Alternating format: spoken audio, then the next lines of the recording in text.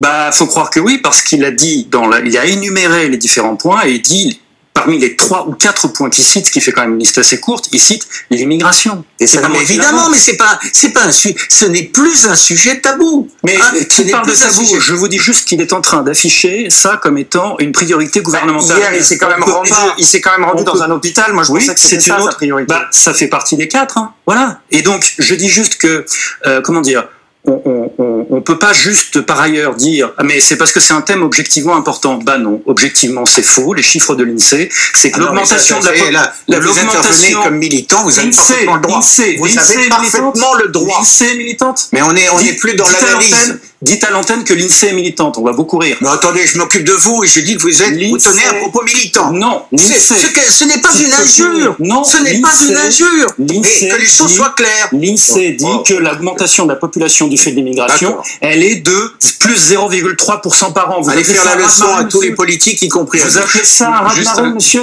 Alors, je suis en train de vous dire que le fait de mettre l'immigration comme priorité d'action politique ne repose pas sur la réalité factuelle. Ce débat est terminé. Il n'est pas sur l'immigration d'ailleurs, mais votre droit de mais c'est complètement faux, vous racontez n'importe quoi. Un mot de conclusion, mais vraiment un mot. On va peut-être sortir de cet échange par le haut, mais en vous écoutant. Passionnel. Oui, il n'y a rien d'illégitime. Disons quand même,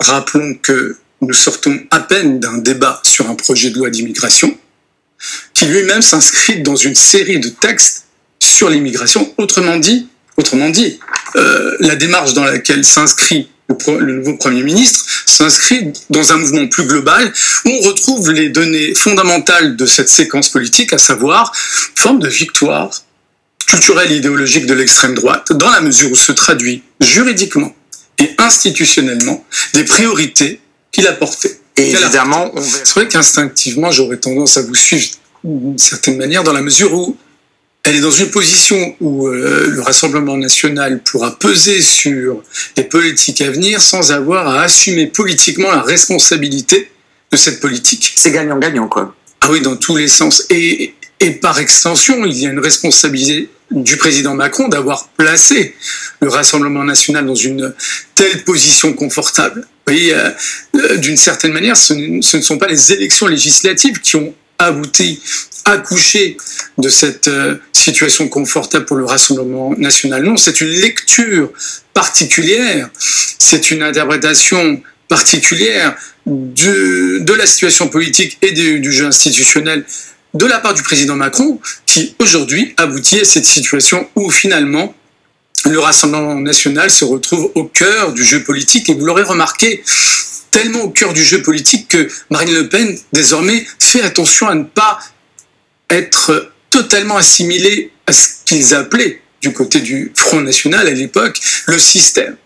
Et, je veux dire, ils ont tellement bien réussi leur normalisation que désormais, il faut faire attention à ne pas trop être assimilé à ce système tant honni par une partie substantielle de leur électorat.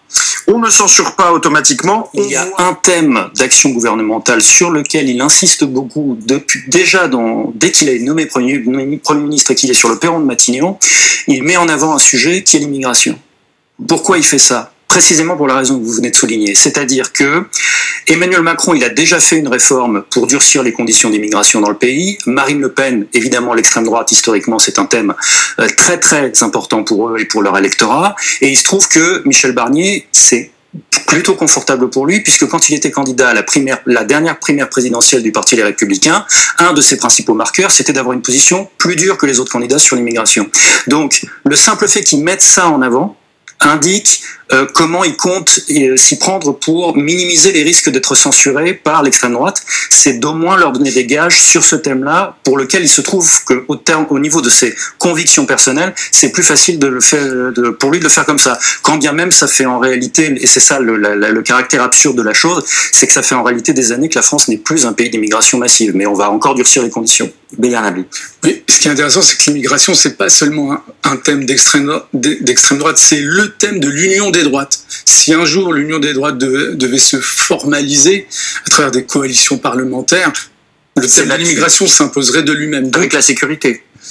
Oui, bien sûr, mais alors sur l'immigration, il y a même des mesures qui sont quasi consensuelles maintenant, sachant qu'elles ont été historiquement inspirées par l'extrême droite, Front National historique, Canal historique, etc. Donc là, il y a un élément très important dans la séquence qui va s'ouvrir, à savoir finalement ce rêve de certains à droite de voir précisément l'union des droites exister institutionnellement et plus seulement du point de vue discursif. Et l'autre élément, parce qu'on ne le souligne pas assez, la nouvelle donne institutionnelle fait qu'on doit rappeler une chose, c'est que souvent on dit que le Premier ministre a été démis de ses fonctions par le président de la République. C'est faux d'un point de vue constitutionnel. Le président n'a pas ce pouvoir, il ne peut pas pousser ou démettre le Premier ministre de ses fonctions. Donc, effectivement, dès lors que M. Barnier a été nommé Premier ministre, il a une vraie liberté vis-à-vis du président de la République, qui ne peut pas le démettre. Par contre, il doit répondre de ses actes et donc de sa politique vis-à-vis des parlementaires.